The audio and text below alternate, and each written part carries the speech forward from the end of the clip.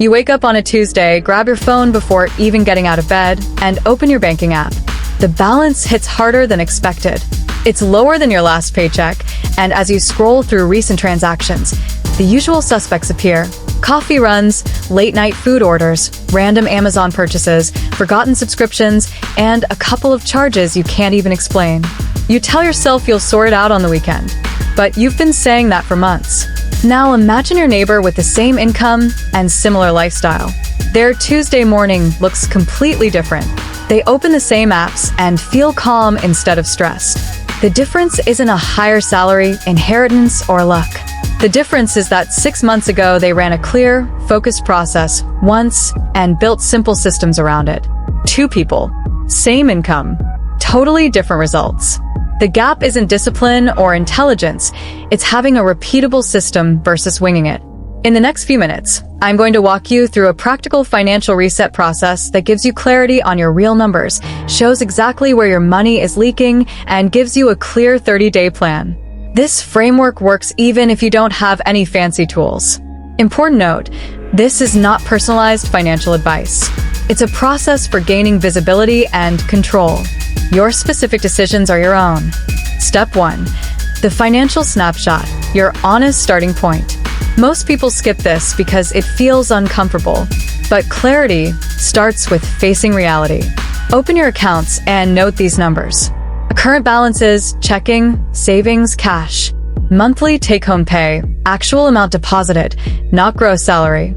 Fixed monthly bills, rent/mortgage, utilities, insurance, phone, etc. Minimum required debt payments.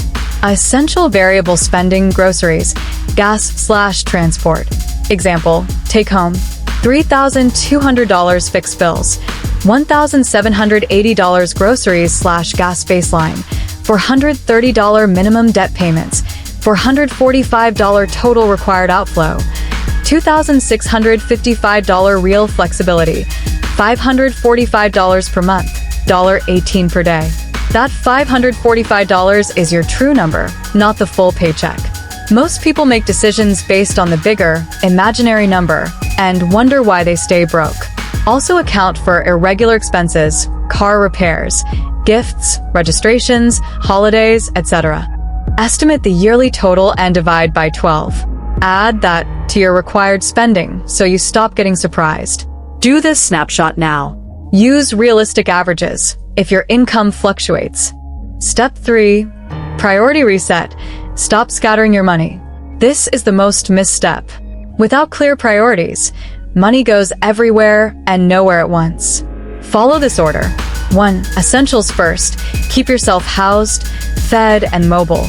2. Minimum obligations second. Stay current on all required payments to avoid fees and credit damage. 3. Short-term stability third. Build a small emergency buffer, $500, $1,000, 1 month of essentials. This protects everything else. 4. Extra progress fourth. Aggressive debt payoff, investing, or bigger goals. Save versus debt? In the beginning, do both in a smart ratio. A small buffer prevents emergencies from wiping out your progress. Once you have $1,000 saved, you can shift more toward debt. Step 4. The 30-day action plan. Week 1, diagnosis, complete your snapshot and full spending audit. Schedule 90 focus minutes. Week 2, identification and sequencing, pinpoint your top 3 leaks. Define your current priority level, essentials/minimums/stability/progress. Write it down. Week 3, stabilization, set up automatic transfers to a separate savings account, even small amounts. Ensure all minimum payments are on autopay. Open a high-yield savings account if needed. Week 4, building momentum, review progress. Choose one habit to carry forward. Adjust and prepare for month 2. The whole process takes only 4 to 6 hours spread across the month, less time than most people spend scrolling in a single week. Real results look like this.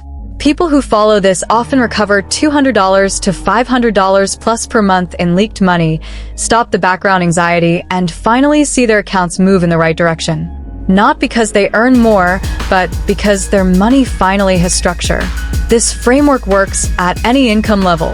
The problem isn't usually income, it's money without a plan.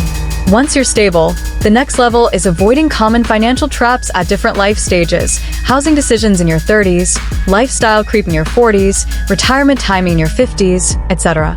But first, master the foundation. You don't need perfection. You need clarity, sequencing, and consistent small actions. The next 30 days are coming either way. The only question is whether you'll face them with visibility and a plan, or the same old confusion.